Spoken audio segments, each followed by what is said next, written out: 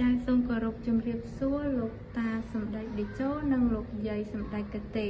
ចៅឈ្មោះផងសេលីនចៅមានអាយុ23ឆ្នាំចៅរស់នៅអង្គការរយៈពេល12ឆ្នាំបច្ចុប្បន្នចៅជានិស្សិត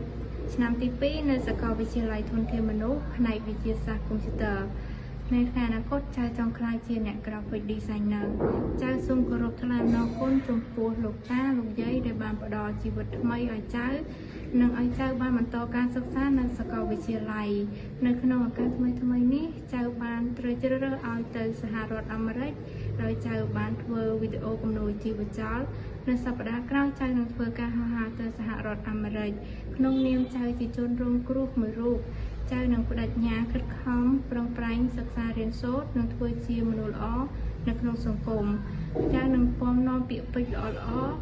និងវប្បធម៌អរិយធម៌របស់ប្រទេសកម្ពុជាយើងឲ្យពិភពលោកបានស្គាល់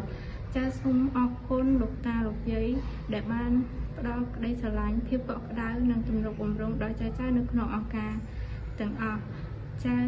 ជាចុងក្រោយសូមគោរពជូនពរលោកតាលោកយាយឲ្យមានសុខភាពល្អអាយុយឺនយូរនិងនៅធ្វើជាជំរក